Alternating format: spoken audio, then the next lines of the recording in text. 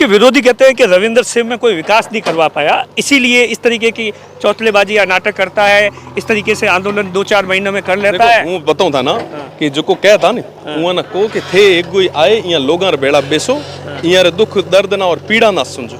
अगर आप यहाँ लड़ाई लड़ो हूँ रविंद्र एक के दिन आज रे दिन ही सब चीज़ें आप ना देर हूँ बूझ आई साहब थे लड़ाई लड़ो ने साहब धरातल माथे आई कैम डरो खुले रूप में ना आप चैलेंज करो कहो कि हाँ सब यहाँ बेड़ा गलत हो रही है यार हक अधिकार लड़ाई लड़ो मैं तो छोटे जाऊँ ना तैयार पर साहब लड़नू बड़ो दोरो हर कोई लड़ कौन सके बातें बड़े सो रहे हैं। आप विचार करो कि मल्टीनेशनल कंपनी जो हाई टेंशन लाइन्स निकाला है पड़ी आपना भी था उसे लगभग ये पूरे क्षेत्र में मीना 50,000 में बत्तो 1 रुपये कदे के नहीं कुंती माँ लड़ाई लड़ी माँ उस टाइम संघर्ष करो तो आज तारीख रे मीना हर व्यक्ति ना जिकेरे भी जमीन गई वह ना 5-5 लाख रुपया 4-4 लाख रुपया दिया गया। तो आज जितनी भी एक MNCs है वो काम करे तो वो हमें वरीयता जाए लोकल ना देने लगी वे पेल कदे लोकल वेंडर को नहीं है। आप आसपास का पूरा क्षेत्र देख लो वही जगह अगर 1 रुपये भी काम होता स्थानीय ना दियो है या कोई रोजगार या कोई एम्प्लॉयमेंट होता लोगों ना दियो है तो आप ना बता दे हूँ मान जाइए। पर साहब ये तरीके मीना आप जो दादागिरी करे है तो कतई आप काम कौन कर सको। आप हमारी ये धरोहर ना बचाओ पूरे बाद मीना आप ना जो करना वो करो कि इस क्षेत्र में जहाँ कहीं पे भी इस तरीके से खेजड़ियाँ कटी है जहाँ पे भी ओरण को नुकसान पहुँचाया गया है हमारी वन्य और प्राकृतिक आपदा को जहाँ कहीं पे भी नुकसान किया गया संपत्ति को नुकसान किया गया है वहाँ हमने मजबूती के साथ में लड़ाई लड़ी है। और मैं धन्यवाद देना चाहूँगा हमारे इस क्षेत्र के तमाम उन गाँव वासियों को जो पिछले 4 महीने से ये लड़ाई लड़ रहे थे। जब मुझे ये मामला संज्ञान में आया तो मैंने प्रशासन से भी बात की उनको कहा कि आप जहाँ एक तरफ एक पेड़ माँ के नाम लगा रहे हैं वहीं दूसरी तरफ जो ये हजारों खेजड़ियाँ कट रही है हजारों पेड़ कट रहे हैं इसका जवाबदेही कौन है। हमें कहीं ना कहीं इसको लेके एक कठोर कदम उठाना पड़ेगा ताकि भविष्य में कभी इस चीज की पुनरावृत्ति न हो। ऐसी तस्वीरें बिल्कुल ये जो तस्वीरें आप देखें कि इस पूरे क्षेत्र में 1000 से ज्यादा खेजड़ियां जो है ये दफनाई गई। ये इसलिए दफनाई गई क्योंकि ये खेजड़ियां यहाँ से ट्रांसपोर्ट करके कहीं और ले जाना या जलाना यहाँ पे हो नहीं पाया। उनको पता था कि अगर हम हजारों खेजड़ियां एक साथ जलाएंगे तो एक बहुत बड़ी आगजनी सी हो जाएगी और जिसको रोकना फिर मुश्किल हो जाएगा। और दूसरी चीज क्योंकि ये पूरे अपने क्या करें लीला झाड़ था लीला हाँ तो लीले झाड़ों को ये जला भी नहीं सकते थे। अदरवाइज तो जैसे बाकी वाले पेड़ काट के पड़े थे क्योंकि पहले उनको काट दिया था वो सूख गए थे तो उनको जला दिया तो इनको इस तरीके से दफना दिया गया। और मैं आपको बताना चाहूँगा इस पूरे क्षेत्र में लगभग यहाँ से 1 किलोमीटर से लेके ये 2 किलोमीटर का जो ये पूरा चक है ये पूरा इन खेजड़ियों से भरा हुआ। आप चारों तरफ देख रहे हैं कितने अवशेष निकल भी रहे हैं और पूरे क्षेत्र को आज जब हम ये निकलवाएंगे तो लाखों की आप काम करें आप विकास करें पर इस तरीके से ये तमाम चीज़ें ना करें। हमारे गांव के लोग इस पूरे क्षेत्र के लोग एक साथ पिछले 4 महीनों से धरने पे बैठे थे। हमने कई बार प्रशासन को भी इत्तला की कि आप देखें किस तरीके से ये बड़े बड़े जो पेड़ है वो निकल रहे हैं। तो ये वाकई हम सभी के लिए चिंता की बात है। मुझे लगता है कि प्रशासन को कठोर कदम उठाना चाहिए और एक पेड़ माँ के नाम तभी सफल हो पाएगा जब ये लाखों खेजड़ियाँ बचेगी।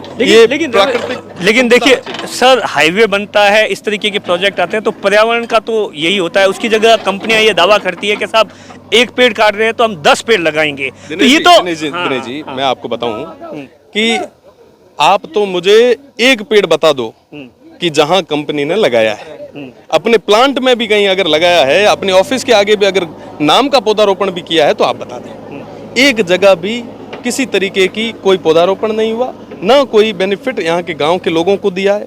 पूरा इकोसिस्टम इन्होंने डैमेज कर दिया। न सिर्फ बाड़मेर में बल्कि बाड़मेर जैसलमेर बीकानेर फलोदी ये पूरा क्षेत्र जो है ये पूरे तरीके से खत्म कर दिया। मुझे तो बड़ा आश्चर्य होता है कि एक तरफ आप लाखों पेड़ काट रहे हैं और दूसरी तरफ आप 1 पेड़ माँ के नाम ये क्या है।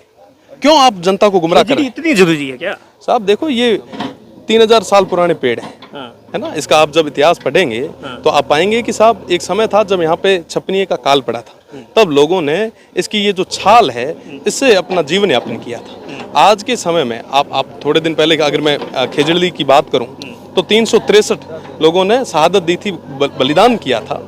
और साहब आप उस पेड़ को अब इस तरीके से काट रहे हैं और मुझे बड़ा अफसोस हुआ कि प्रदेश की सरकार अभी तक गहरी नींद में है। वाकई उनको उठना चाहिए और 1 पेड़ माँ के नाम आप बाद में लगाइएगा पहले इन पेड़ों को बचाइए। विकास जरूरी है ना।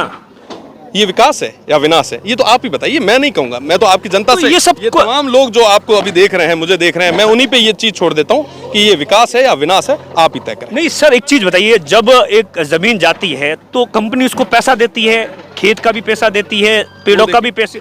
वो आपके निकल ही रहे हैं। आप देखिए, विचार करें, इस पूरे 2 किलोमीटर में पेड़ ही पेड़ है, और ये पेड़ कितने साल पुराना होगा, आप अंदाजा लगा सकते हैं, है ना? नहीं, मैं समझ गया सर। मैं ये कह रहा हूँ कंपनियां पैसा देती है ना तमाम भैया, चीजों। पैसा आप लीजिए, हम तो ये कह रहे हैं कि आप ये पेड़ छोड़ दीजिए, हमारे यहाँ की जो संपदा है इसको नुकसान नहीं पहुंचाइए, और साथ ही साथ आपको कहीं और अगर जमीन मिल रही है आप काम करें, और अगर काम भी करना चाहते हैं तो आप आराम से करें, पर ये कम से कम ये बड़े पेड़ जो हैं इनको आप बचाएं। देखो साहब, इनके लिए तो इतने लोगों ने शहादत दी थी। आज के समय में, वर्तमान काल में, इतनी जागरूकता के बाद में भी अगर आप इस तरीके से करेंगे तो इस संपदा को बचाएगा कौन?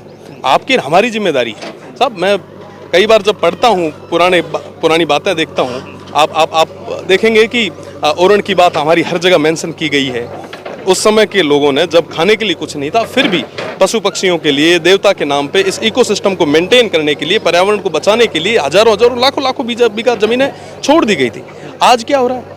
आज उसी जगह जहां सब कुछ आ गया, टेक्नोलॉजी आ गई, उसके बाद में हम नया डेवलपमेंट करने की जगह इन तमाम चीजों को, इन संपदा को खत्म कर रहे हैं। ये वाकई चिंता का विषय है। आपके विरोधी कहते हैं कि रविंद्र सिंह में कोई विकास नहीं करवा पाया, इसीलिए इस तरीके की चौतलेबाजी या नाटक करता है, इस तरीके से आंदोलन 2-4 महीनों में कर लेता है। वो बताऊं था ना कि जो को कहता ना, वो ना को कि थे एक कोई आए यहाँ लोगों रे बेड़ा बेसो, यहाँ रे दुख दर्द ना और पीड़ा ना समझो। अगर आप यहाँ लड़ाई लड़ो, हूँ रविंद्र एक के दिन, आज रे दिन ही ये सब चीजें आप ना देर हूँ बूझ आई साहब। थे लड़ाई लड़ो ने साहब, धरातल माथे आई, केम डरो, खुले रूप में ना आप चैलेंज करो, कहो कि हाँ सब यहाँ बेड़ा गलत हो रही हो, यार हक अधिकार लड़ाई लड़ो, मैं तो छोटे जाऊँ ना तैयार, पर साहब लड़नू बड़ो दोरो है, हर कोई लड़ कौन सके, बातें बड़े सो रहे हैं। आप विचार करो कि मल्टीनेशनल कंपनी जो हाई टेंशन लाइन्स निकाला है पड़ी, आपना भी था उसे, लगभग ये पूरा क्षेत्र में ना 50,000 में बत्तो 1 रुपये कदे के नहीं कुंती माँ लड़ाई लड़ी, माँ उगे टाइम संघर्ष करो, तो आज तारीख रे मीना हर व्यक्ति ना जिकेरे भी जमीन गई वह ना 5-5 लाख रुपया, 4-4 लाख रुपया दिया गया। तो आज जितनी भी एक MNCs है वो काम करे, तो वो हमें वरीयता जाए लोकल ना देने लगी, पेल का दे लोकल वेंडर को नहीं है। आप आसपास का पूरा क्षेत्र देख लो, वही जगह अगर 1 रुपये भी काम होता स्थानीय ना दियो है, या कोई रोजगार या कोई एम्प्लॉयमेंट होता लोगों ना दियो है, तो आप ना बता दे, हूँ मान जाइए। पर साहब ये तरीके रे मीना आप जो दादागिरी करे है, तो कतई आप काम कौन कर सको। आप हमारी ये धरोहर ना बचाओ, पूरे बाद रे मीना आप ना जो करना वो करो। रविंद्र सिंह जी, कल से आप बैठे हैं, रात को भी आप, मैंने देखा था, एक फोटो देखा था, आप वहाँ पर जहाँ पर खेजड़ियाँ काटी हुई थी, राख के अंदर जलाई गई थी, उस राख के अंदर भी आप सोए।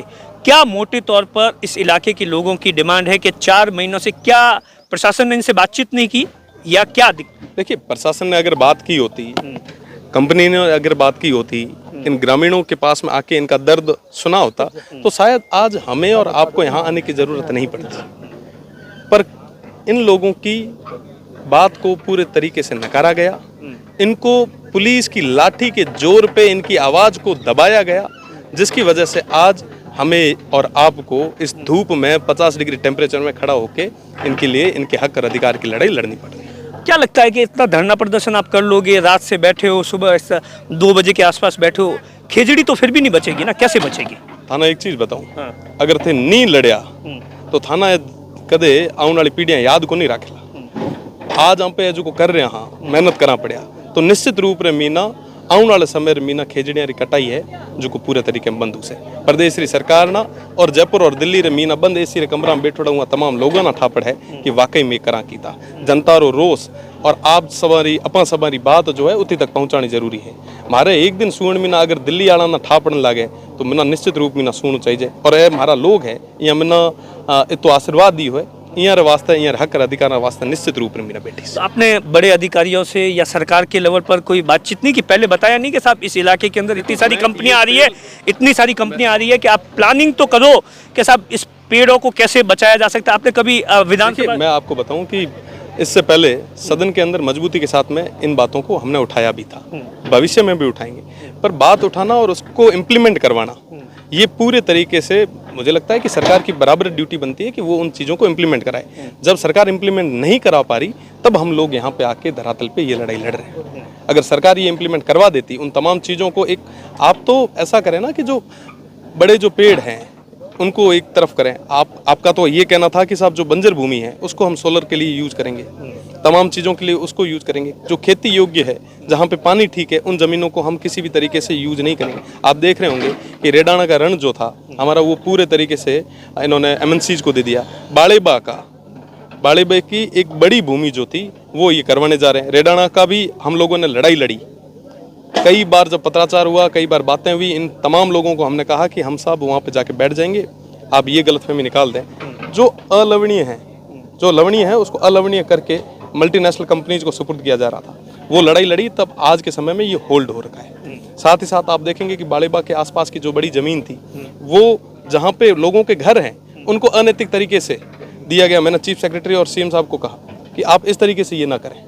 आप देखेंगे कि मोती की बेरी और ये तमाम जगह कई सारे प्रपोजल बन के गए, पर वो अभी तक हमने होल्ड करवा रखे।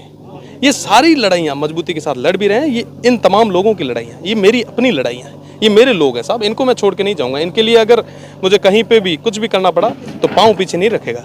गांव वाले कह रहे हैं कि मंदिर को भी नहीं छोड़ा, मंदिर के पास में खेजड़ी, उसकी तो बहुत ज़्यादा, मतलब उसका तो कोई इनका भी साहब, मंदिर की ज़मीन को और वहाँ पे सूखी हुई लकड़ी से कोई अपने सूखी हुई लकड़ी को अपने घर तक नहीं ले जाता, पर वहाँ पे पूरा जंगल जो था वो साफ कर दिया गया।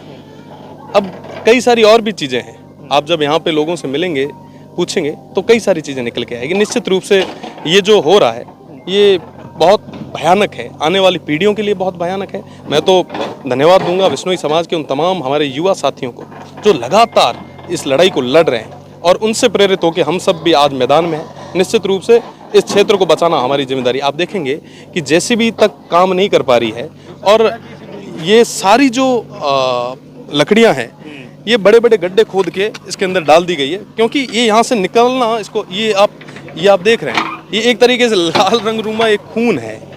ये पेड़ है जो कह रहा है कि साहब एक पेड़ माँ के नाम, ये धोखा ना करें आप। ये आप अगर नज़दीक से देखेंगे तो आपको समझ में आएगा कि कितने पुराने पेड़ थे जिनको किस तरीके से किया गया। मैं तो प्रदेश की सरकार से और माननीय मुख्यमंत्री जी से निवेदन करूंगा, आप 100 पेड़ ना लगाएं पर एक पेड़ को बचाएं, वो बहुत बड़ी चीज़ होगी। वाकई अगर आप पुण्य का काम करना चाह रहे हैं तो आप इन पेड़ों को बचा के करें। नए लगने वाले पेड़ पनपेंगे या नहीं पनपेंगे, पर 5-5 हज़ार साल पुरानी ये खेजड़ियाँ बचानी जरूरी है, और ये आपकी, हमारी, हम सब की है। किसी की, ना किसी जाति की है, ना किसी धर्म की है, ना किसी दल की है, ना किसी संगठन की है, ये तो हमारी अपनी है। फिर विकास कैसे होगा? इस विरासत को बचाएंगे तभी तो आगे बढ़ेंगे। आप देखेंगे कि पिछले लोगों के पास कुछ नहीं था, पर उन्होंने विरासत के लिए अपनी लड़ाइयाँ लड़ी। आप विचार करें कि साहब खेजड़ी के उस दौर में उन तमाम शहीदों ने अपनी सब कुछ दाव पे लगा दिया, अपनी जान की कुर्बानी दे दी। उनके पास कुछ नहीं था, उनको विकास नहीं चाहिए था क्या? देखिए, विकास के नाम पे ये विनाश जो है ये कतई स्वीकार्य नहीं है। और ये जो आप ये पीछे जब आप, मैं अपने कैमरामैन से कहूँगा कि तस्वीरों में बताएं कि किस तरीके से, आप सोचिए ये पेड़ कोई 10-20 साल का नहीं होगा, सैकड़ों या हजारों साल पुराना पेड़ होगा।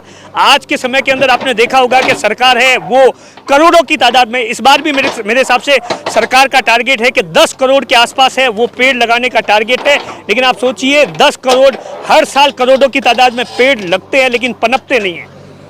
सब 10 करोड़ डॉक्यूमेंट में ही होते हैं। मैं तो आज एक कॉन्स्टिट्यूशनल पोस्ट पे बैठ के ये कह रहा हूँ कि वो सारे पेड़ धरातल पे कभी किसी ने नहीं देखे होंगे। ये आप भी जानते हैं, मैं भी जानता हूँ। वो सिर्फ कागजों में चलते हैं, और जो पुराने पेड़ थे, जो हमारी एक ओरण थी, गोचर थी, ये प्राकृतिक वन्य संपदा थी, इसको आज पूरे तरीके से नष्ट किया जा रहा है। मैं तो ये कह रहा हूँ कि साहब आप पेड़ ना लगाएं, पर कम से कम इन पेड़ों को बचा लें। आज जब अगर केंद्र में बैठे हुए बड़े बड़े मंत्रियों को पता चलेगा कि साहब हम तो इतनी बड़ी, ये देखिए, ये देखिए कितने साल पुराना पेड़ होगा, कौन जिम्मेदार है साहब इसका?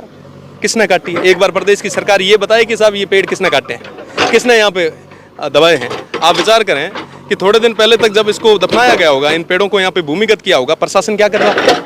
मैं तो प्रशासन के लोगों से, प्रदेश की सरकार से सीधा कहता हूँ कि आप बताएं कि कौन कसूरवार है, कौन जिम्मेदार है। 2 दिन पहले यहाँ पे बड़ी संख्या में पेड़ों को जलाया गया। रात के अंदर क्यों मतलब सब कुछ रात में ही क्यों किया जाता है, ऐसा है क्या? सब जो भी गैर कानूनी काम है वो रात को ही होते हैं और प्रशासन की मिली भक्ति के साथ होता है। कहीं ना कहीं जिला प्रशासन को तो पता ही होगा। मैं तो सीधे रूप से आरोप लगाता हूं जिला प्रशासन पे कि वो स्पष्ट करे, राज्य सरकार स्पष्ट करे, प्रदेश की सरकार स्पष्ट करे कि ये जो पेड़ कटे हैं ये किसकी सह के साथ कटे हैं। आप खुले तौर पे बताएं। आज तो मैं आप देखेंगे कि अगर मैं यहाँ नहीं आता तो शायद ये पेड़ नहीं निकलते। इन लोगों को तो यहाँ तक आने भी नहीं दिया जाता। ये जितने भी आज लोग यहाँ पे प्रशासन के लोग आने नहीं दिया जाता है। बिल्कुल साहब, आप देखें कि पिछले 4 महीने से ये लोग धरने पे बैठे हैं पर इनकी बात सुनने के लिए कोई नहीं आया। और जब इन्होंने विरोध किया तो पुलिस की लाठी के दम पे इनकी बात को दबाया गया। मैं कल जब आया तो मैंने कहा कि आप अब दबाएं, इनकी बात को अब दबाएं। मैं यहाँ पास में बैठा। साहब ये लोग अपनी वाजिब हकों के लिए, अधिकारों के लिए बैठे हैं। आप पेड़ लगाएं न लगाएं पर कम से कम जो है उसको बचाएं। आप देखिए, मैं यकीन मानिए मैंने इससे पहले 20 साल के पत्रकारिता के करियर के अंदर ऐसी तस्वीरें कभी नहीं देखी कि एक के बाद एक। सोचिए कि इस तरीके से यहाँ पर ऐसा बताया जाता है कि रात के समय के अंदर है वो इन तमाम जितने भी पेड़ काटते थे उनको दफन कर दिया जाता था। सवाल यही है कि सरकार एक तरफ तो करोड़ों की तादाद के अंदर पेड़ लगा रही है जिसकी कोई गारंटी नहीं है कि वो कब बड़े हो, लेकिन जो पेड़ हजारों साल पुराने हैं उसे काटा जा रहा है। इसका जवाब कौन देगा? दिनेश बोहरा, बाड़मेर।